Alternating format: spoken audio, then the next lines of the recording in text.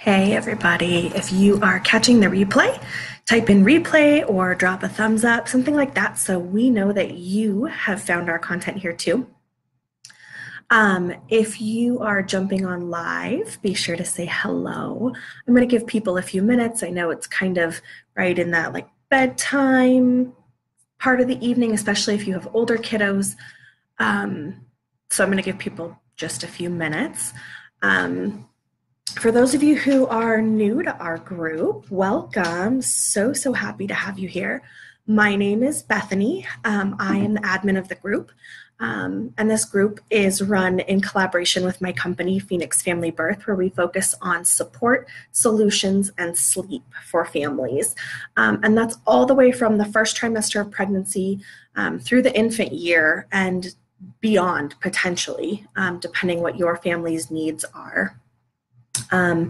It's really important to me that parents understand that parenthood is not synonymous with martyrdom, that you can still be yourself and that you can still have your own identity outside of mom, dad, or whatever name you choose to go by with your kiddos.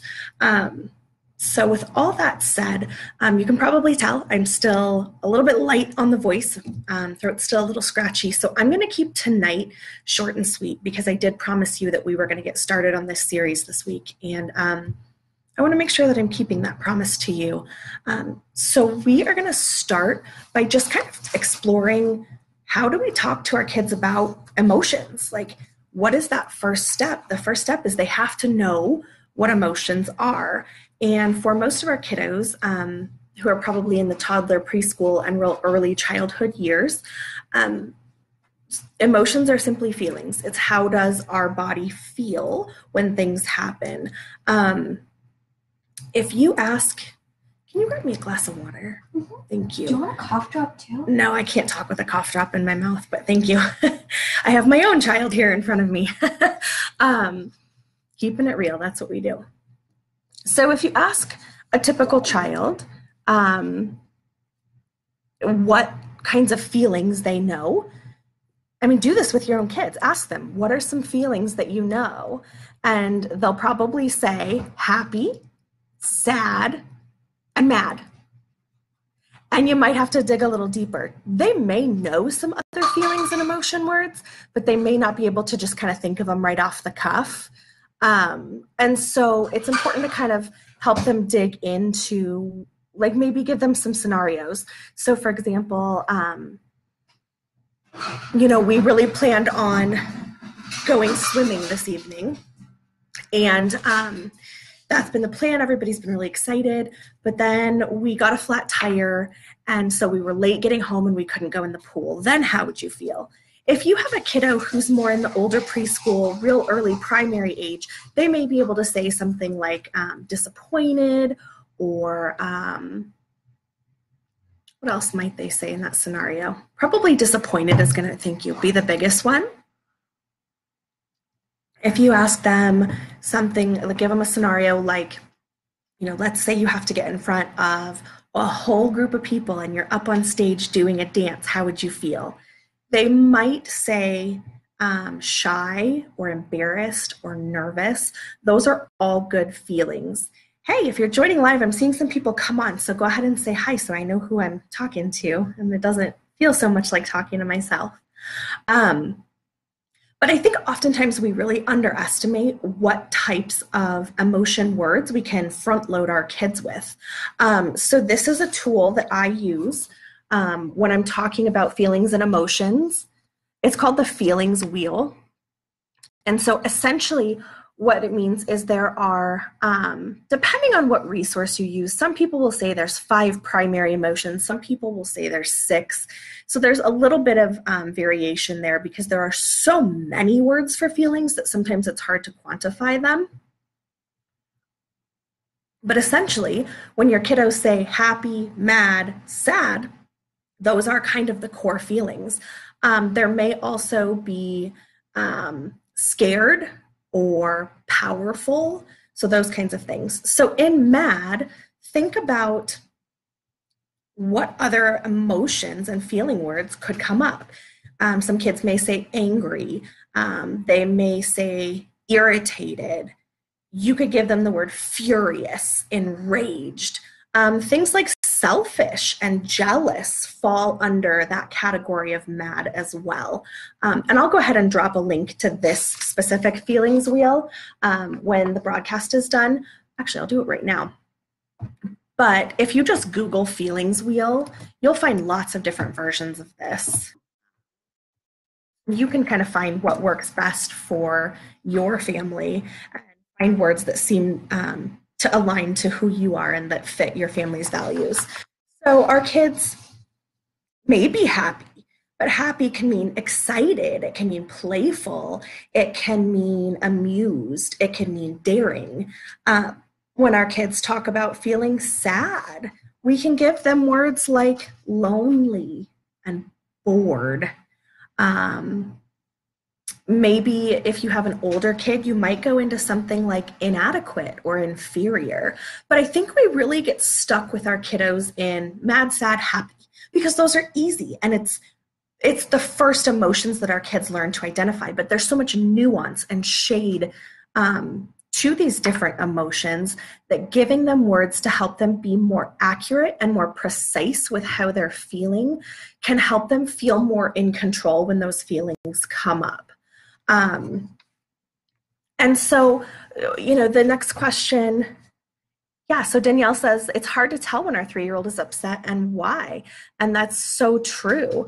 And sometimes we won't be able to tell why. And as they're really young, these, like Danielle's child is 3, that 3, 4, 5 age, they may struggle because even if they know the words and can define the words, it's hard to necessarily identify them in oneself. Like, think about your own emotional health on a day-to-day basis. Like, when something goes wrong, we typically default to, I was pissed off. We don't say, I was enraged. But if we can make our vocabulary a little bit more rich, then it models that for our kids. We also have to teach them how to identify these different nuances and shades and help them to be precise. So when we say, I was feeling, let's say I was feeling, what do we want to go with here? I was feeling scared.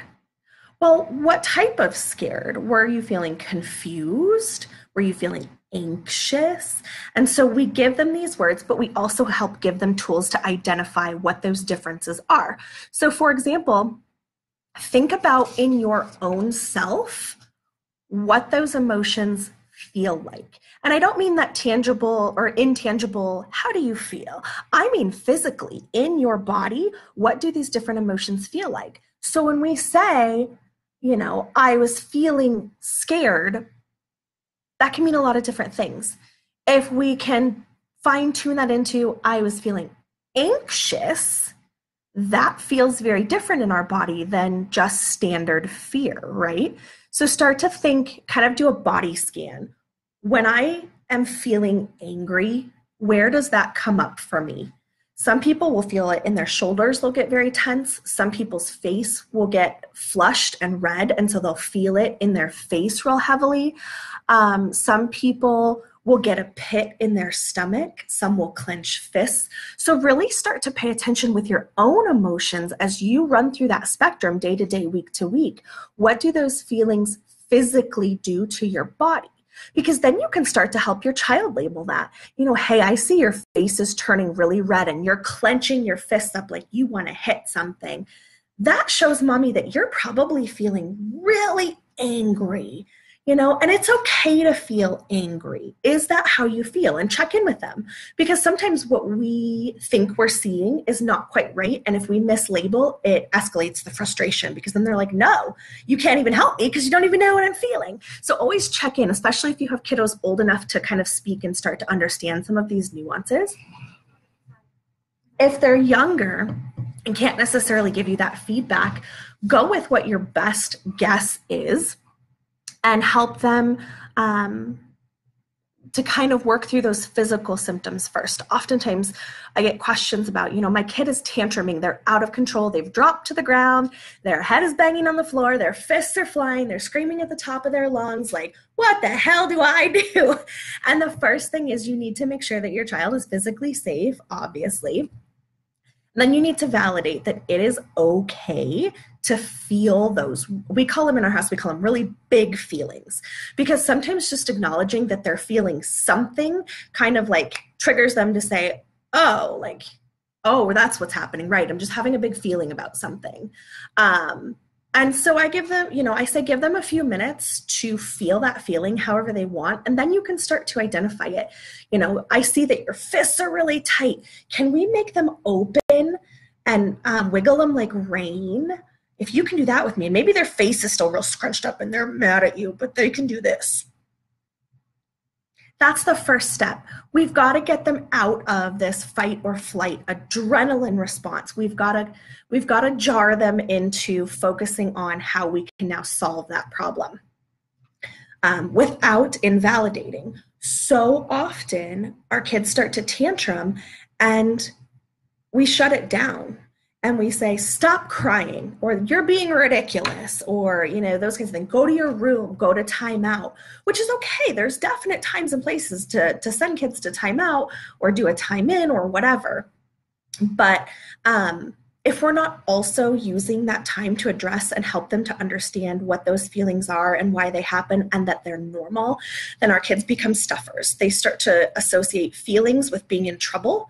And so then they start to shut down their feelings. And we're going to talk a little bit later this week about why that is so super scary and dangerous, because you can't shut down just one emotion. If you shut down one of these core emotions here, you shut down all of these emotions through the whole shebang. So even as early as toddlerhood, giving our kids an opportunity to know that they're normal. So start to label that, hey, I see that you are smiling really big and your body's wiggling around. How are you feeling right now? And let them tell you. And if they're like, I don't know, be like, you look really excited to me. Are you excited about something? And start to open that dialogue. Excuse me. Kind of see if they can learn to guide you to what it is that they're feeling. And then you can go into the root of why are you feeling that way. So going back to some of those harder emotions, like anger or frustration, I can see that you are really frustrated. Let's take a few deep breaths. Sometimes when I'm feeling frustrated, I forget to breathe deeply and my body doesn't get enough oxygen. Can you do just 3 deep breaths with me? If you can do 3 deep breaths, then I'll leave you alone for a minute, okay? 1, 2, 3, and then we'll do it together. Sometimes I'll say big like a tree all the way up. Good. And then pull it down. Good. And so we'll kind of I'll get them like physically engaged too. And from there I can say, so it looks like maybe you're frustrated because you're trying to get that toy to do whatever. Let's say you're trying to snap those 2 Legos together and they're not staying. Do you think that might be making you feel frustrated? Yeah. Yeah, that would frustrate me too. When I'm trying to do something and it's not working the way that I plan, I feel really frustrated. What do you think we could do together to solve the problem? Because now we know what the problem is. You've told me the problem, but that doesn't fix it. How can we solve it so that you can work through this really big feeling and go back to playing the way that you want to play? And maybe that's, mommy snaps it together. Sometimes we brainstorm. Maybe mommy can snap them together. Maybe you can try 2 different pieces. Maybe you can take a break and come back to it. And then let them choose. It might be a choice that seems ridiculous. They might come up with a plan that you're like, that makes no sense whatsoever. But go with it. Be like, okay, let's try that. Because that builds resiliency. It gives them power to make decisions and not be afraid to be risk takers. Our kids don't know that they're not good at things. Our kids don't know that they may fail unless we teach that to them. And so we want to give them as many opportunities to embrace their power and use that as often as possible, really. And so using our feelings and labeling them, identifying them, figuring out how they feel in our body, and then figuring out what we can do about them. Those are kind of the 4 steps. There was a question that came up this week about or maybe I think it was last week with, I had posted something on my personal wall, and one of the members of this group had gone and said, okay, so let's say my child is really angry and they're hitting something and I don't want them to hit. What can I do? Okay, so one of the options is, well, instead of hitting a person or a dog or a cat, you can hit a pillow. Great, but if the rule of the house is you can't hit, then we need to find a different way to channel that energy, because labeling anger and frustration and hostility and hurt, those, you see me looking at my feelings, being like, what are other words for that? Sometimes I can't even remember where they all go. But being able to take that feeling, validate it, and then say, what do we do with it? Okay, so there is a rule in our house that we can't hit. So even though you are really, really frustrated right now and you want to hit that toy, we don't hit. So what else can we do? You know what I can do when I'm really angry? I can take a big breath and blow pretend bubbles or real bubbles. Go get some real bubbles and say, sometimes when I blow that anger away, when I blow that frustration out, it clears up room in my brain so that I can figure out a better solution. So a lot of times you're just going off the cuff. You don't have every scenario planned out because you don't know what's going to happen, and you don't necessarily know how your child is going to respond and solve that problem. So don't be afraid. Just like your kids need to take risks and not be afraid to be problem solvers, model that for them as well. Show them that it's okay to try things. My son is notorious for this. I'm like, okay, maybe we can take a few deep breaths. And he does. And he's like, I still don't feel better. Great. That's okay. Sometimes that doesn't make us feel better. What else could we try? And after, 3 or 4 different things, he's at least out of that massive adrenaline rush. And you can start to use that prefrontal cortex, that front part of your brain that's logic and reasoning. I'm going to sneeze, excuse me. Maybe.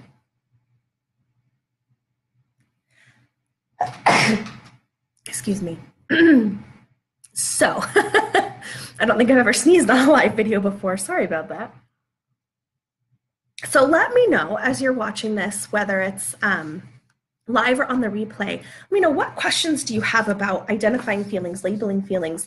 Are you comfortable with feelings? Are you able to dig deep and figure out shades and nuance of emotion? If not, that's a starting place, because you can't help your child until you can dig in and kind of know some of those things. So printing off a feelings wheel can be a helpful reference for yourself to be like, I'm pissed off. Okay, so yeah, I'm mad. Why am I mad? Oh, I'm mad because I'm feeling jealous of the situation, or I'm really sad. Am I sad? Am I depressed? Am I ashamed? Those are very different things. Am I ashamed, or am I feeling inadequate?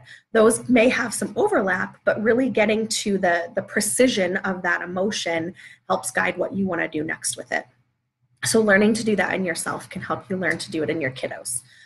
So I hope that you find this helpful as a starting point. It's really difficult to talk about emotional health without first being able to identify emotions, label them, and then kind of figure out what do we do with them from there. And so that's the starting point that I want to get us going on this evening. Comment says, our kiddo is taken care of twice a week by a relative whose son has a pretty hefty anger issue. When ours comes home, it's undoing all that he learned from said relative's son, and we need to teach him all over how we act in general. How would you suggest we handle that? Great question. And it's going to be something you battle always, because it may be a family member now. It may be someone in kindergarten later. It's going to be someone in every grade level, unless you homeschool, and then, that's a little bit different. But really learning and teaching your kiddos that, let's say the cousin is Bobby. When Bobby gets upset, what does he do? What do you see him do? How does he feel? How can you tell that's how he's feeling? That's another great way to get your kids identifying, is looking at other people, looking at television characters, looking at other family members. Hey, how does it look like Daddy's feeling right now? So, hey, what do you notice when Bobby gets angry? What does he do? And it may be he hits, or he yells, or he calls names, or he slams doors. And once your child can tell you that, Danielle, say like, okay, and what do you think about that? What do you think about that? Do you think that's an appropriate way to act? And even as young as 3, saying something like, do you think that's an appropriate way to react? It's not too big of a sentence. Okay, you may have to scaffold it a little bit. You may have to lead your kid a little bit deeper than that and break it down a little bit more. But start with, do you think that's appropriate? Yes or no. And if they do, then you can talk about why that's not safe, why it's not respectful. But most of the time, if they're seeing it and it's not something that's allowed in your home, they're going to say, no, it's not appropriate. Okay, then we need to make sure that you're making your choices about anger that come from your heart or come from your brain. If I was talking to my daughter, I would say heart. If I was talking to my son, I would say brain. That's not a gender thing. It's just their personalities. And so I would, if I was talking to my son who's 5, so a little bit closer to your 3-year-old, what does your brain tell you about slamming doors or calling names? Do you think those are kind ways to treat people? No, I don't either. What do you think that you could do when you get angry? Even though you see Bobby doing something else, your brain tells you that that's not right. So what can you do when you're angry? And we can say, we can't control Bobby. We can't teach him how to behave. His family's rules are different than our family rules, but you need to behave the way that your brain knows is right and the way that mommy and daddy have taught you. And I say mommy and daddy because I happen to know Danielle is married and living with her partner. What have mommy and daddy taught you? That way you can kind of show that there's a difference. Don't bring judgment into it. Don't be like, yeah, man, that Bobby, he's a real rotten kid. Just keep it really factual. What does Bobby do when he's angry? Do you think that's appropriate for our home? And give him other tools. And then say, how does it make you feel? How does it make you feel when Bobby does those things, when those are his reactions and responses? Maybe the reason that he does it, that he mimics it, is because he thinks it makes Bobby look powerful. Maybe he does it because when Bobby does those things, it scares him. And so he wants to feel more in control and kind of meet that level of aggression. So kind of, I would suggest digging into how does seeing those things make your kiddo feel? Excuse me. So that you can address it from that point too. Does that make sense? I want that to make sense, but I know that I'm still a little foggy with this cold. And I want to make sure that I'm communicating that well to you, Danielle.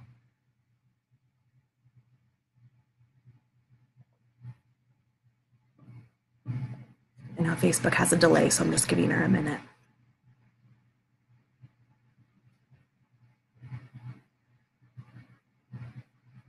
Okay, well, I wait to hear from Danielle. Okay, good. She says, absolutely. Awesome. So happy. Thank you for that question. It was a really, really good one. I really, truly do welcome questions on this thread. I'm going to try to jump on each night this week around 8. I say 8-ish because, life happens, and I try not to make promises that I know I can't keep. So 8-ish will be the goal. And now that we can label feelings, we can take it a step further into what do we do with all of that? And how do we make sure that we are really fostering that emotional awareness? Identifying is awareness, and then we need intelligence. What do we do with all those emotions, and how do we respond to them inwardly, and how do we respond to them outwardly? So I hope you will join me throughout the rest of this week. Do feel free to drop any questions either right here on this live. You can post them in the group. You can message me with them, whatever you feel most comfortable with. And I will try to make sure that everything gets addressed before we are done here this week. All right. Okay, everybody have a really good night. We will see you again tomorrow.